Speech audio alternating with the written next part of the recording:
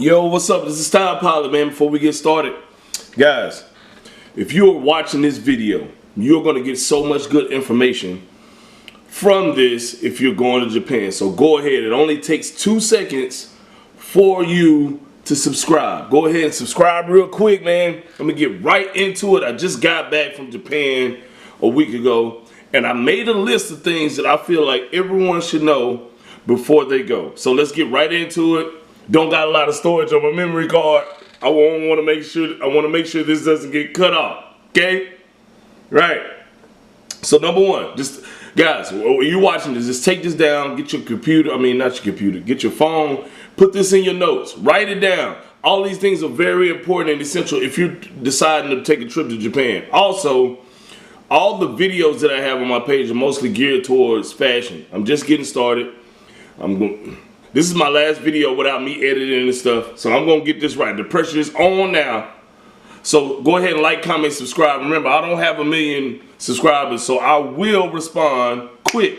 All right, now, number one, okay, if you're deciding on what airline to take, make sure you take Asian airline, like Air China, not US Airways, Asian Airways, or something like that. Just make sure it is not an American flight. Why? Because they give you more perks. I flew on Air China. They fed us 3 times. Well, I flew from my part of Texas to Houston. From Houston, I flew to China, Beijing, and then from Beijing, I flew to Tokyo. But on the longer flights, I flew on Air China, and they fed us 3 times, and they gave us unlimited wine. Also, as far as the entertainment and stuff while you're on the flight, okay, they let you watch movies and stuff for free. So you get on an American airline, they try to charge you for every little thing. You're swiping your card on the flight, all that stuff. Guys, if you're on an Asian airline or something like that that's not an American airline, they take care of all that stuff from what I've heard and from what I've experienced. So if you're deciding on what airline to take, don't take United or American Airlines or anything of that nature. When you go on a long trip to Asia, use an Asian Airways, an Asian airline. Number one thing, okay, well that's number one. But number two, the people in Japan are genuinely friendly. Guys, you don't have to worry about someone robbing you, stealing your wallet, any of that stuff. These people are friendly. They're not going to bother you. They're not going to mess with you. They're not going to try to mug you. They're not going to try to beat you up. They're not going to be mean to you. People in Japan are extremely friendly from my experience. They're really helpful. I don't know how many times I asked somebody randomly to help me get somewhere on the subway, and a lot of them knew English too, and they were able to help me. Okay, so this is the real number two. Number two, one thing I found really weird or different is that you can't see in the city, you don't see any trash cans to throw your food and stuff away.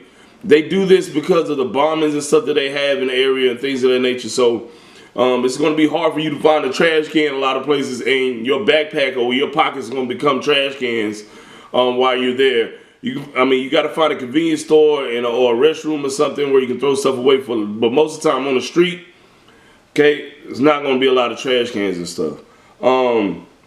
Number three, the trains are not as hard as they seem to ride. Like normally in New York, it's extremely hard to ride the trains because there's so much going on. And also the big factor in that is you can't use your phone because there's no service in the subways.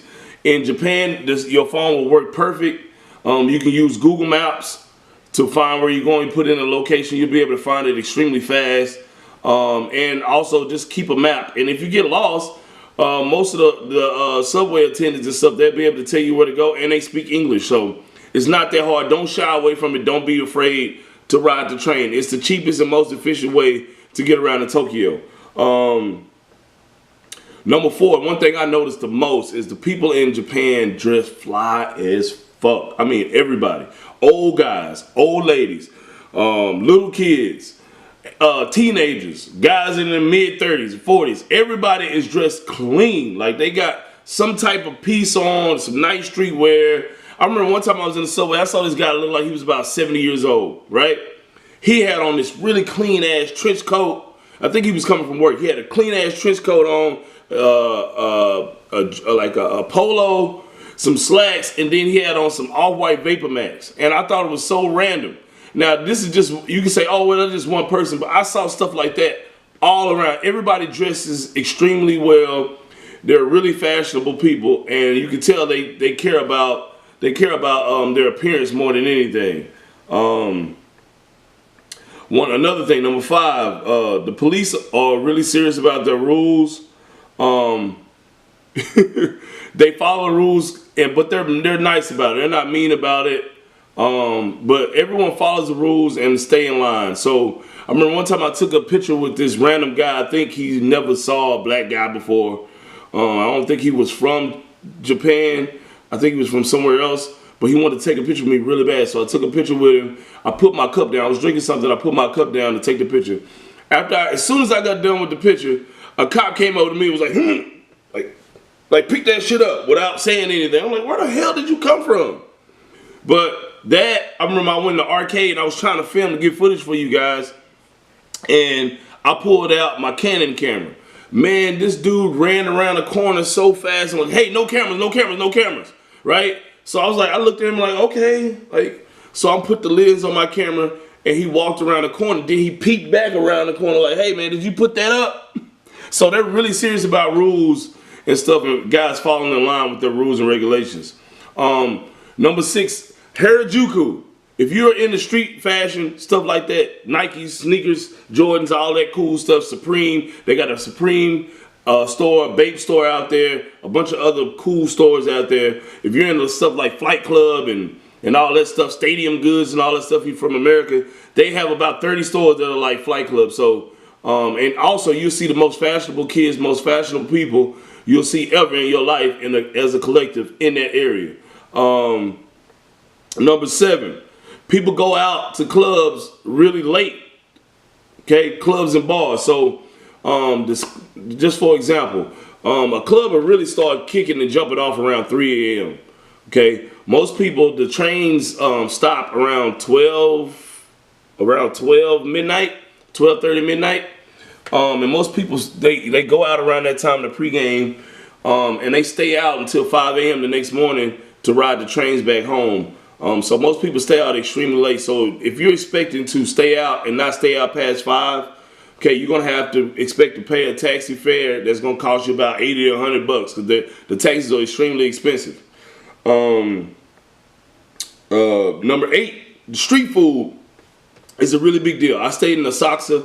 Asakusa has something temple, I forgot what it's called. And up and down this area where the temple is, there's a bunch of little small street vendors. They have a bunch of really cool street food out there. Now, if you're from America, and you've never tried any of this stuff, some of this stuff looks weird and nasty, but a lot of it is extremely good. So if you see something that may be slightly appealing or you want to get out of your comfort zone, try the food there. Number 9, people in Japan are extremely big fans of American culture, just like a lot of us are fans of Japanese culture. So don't be surprised if you run into a person, they know you're American, and they want to test out their English. I think it's a big thing for them to say, I'm able to speak English well, and a person from America can understand my English. So they're really big fans of stuff, and you know, a lot of times if you stand out in the crowd, you dress a little bit different, they'll try to take a picture with you. So be used to that. Just know that they're fans of us and what we do. And just like I am a fan of Japanese people and their culture. Number 10, like I said before, it's super safe in Japan. You don't have to worry about people mugging you. You can be out late, 4 in the morning. Nobody's gonna walk down an alley by yourself. Nobody's gonna bother you, man. It's not like some of these other countries like Colombia, Brazil, or even, you know, some parts of Africa and stuff like that, where you worry about somebody bothering you. Nobody's gonna bother you, man. So that's one thing I learned about Japan. People are really friendly and it's safe. There are a few apps that you need to get. You need to get the translation app, some type of translation app when you go out there. It saved my butt a bunch of times. There are a lot of people, even though a lot of people speak Japanese, I mean not Japanese, a lot of people speak English in Japan, you still need to have a translator app. You need to get the WhatsApp, just in case you meet someone out there that has, you know, the international numbers don't work, so you can communicate with them. You need to get the XE currency app, which will let you know how much yen converts into dollars, and get Google Maps, which you probably already have. so you can get on the trains. I mean, Google Maps will tell you how to ride the train everywhere in Japan. Like I said, number 12 is you'll get service on trains, so it'll be a little bit easier to get around. Also, if you're at a restaurant, don't be afraid to ask for an English menu. If you're a little bit confused, you want to go to a restaurant that doesn't seem like somewhere where you'll be able to order, man, just ask them for an English menu. A lot of times they will have one, especially if it's an American store, like an American restaurant like McDonald's or something like that. They have an English menu that you can use. Number 14, guys, you have to know this.